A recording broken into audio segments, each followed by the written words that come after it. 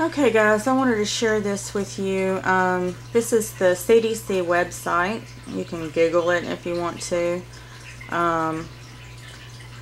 This particular article is about the fungal meningitis outbreak. I've been suffering from meningitis for the past 2 weeks, and I think mine is the bacterial variety. I'm sorry, not the bacterial, but the viral. And it has some risk factors and all this kind of stuff on here. It's something you really need to watch out for. I wanted to tell you some of the things that I have experienced. You can get this all sorts of different ways, from everything from bacteria to a mosquito bite. It's just crazy all the different ways you can get this meningitis, and it's very, very dangerous. I'm trying to hold the camera as still as I can, but y'all, I'm still a little shaky, I'm afraid. Being a school teacher puts me at extra risk. I want to go over the meningitis symptoms with you real quickly. The ones I have been experiencing have been pretty severe. The only thing that I haven't had is the fever, and I actually haven't vomited or had a seizure yet, and God willing I won't have any of those. But these are the symptoms for meningitis, whichever type that you have. And this is a WebMD website. Let me see if I can scroll up so you can see that on the page. There it is, WebMD. Okay. And these are the meningitis symptoms. You can look on these website pages if you want to, webmd.com, and the CDC web page is cdc.gov /meningitis/viral.html. So those are the two websites that I'm getting my information from. And there's lots of news reports and stuff you can get additional information from. The severe persistent headache, it can last for 4 to 6 weeks. And if you can imagine the worst kind of migraine headache that you've ever experienced, that's pretty much what it feels like. Literally, the pressure in your head from the infection is so bad that your ears are popping, and it feels like your eyes are going to pop right out of your head. You have very stiff and painful neck, especially if you try to turn your head or bend your chin down to your chest. I can actually touch my chin to my chest right now. It doesn't feel comfortable, but I can do it.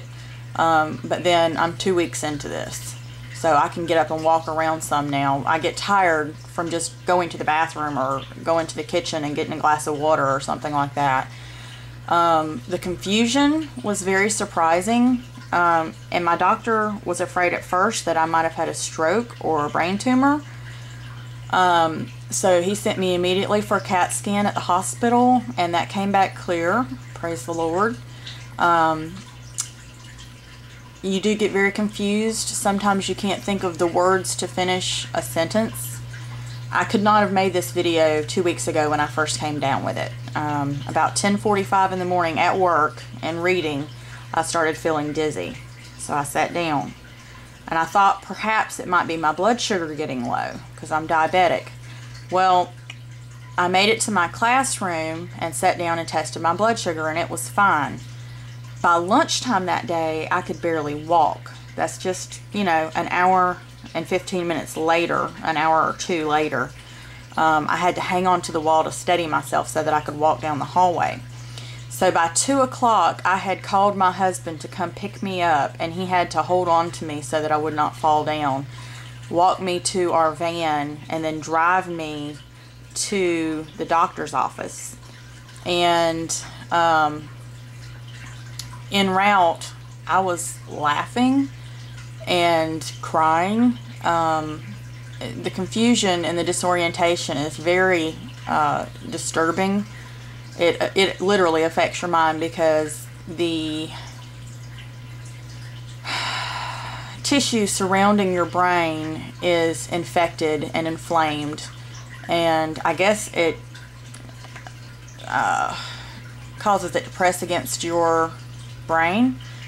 The sensitivity to light and the eye pain from bright lights is very, very bad. I can't even sit down at my computer sometimes because the light from the screen is too intense. Last night we had a lamplit dinner, and this is 2 weeks into it because my eyes were hurting too bad for us to have the lights on. I did not develop any kind of skin rash. Some people do, some people don't. I still get dizzy spells from time to time. It can have a very long incubation period for months.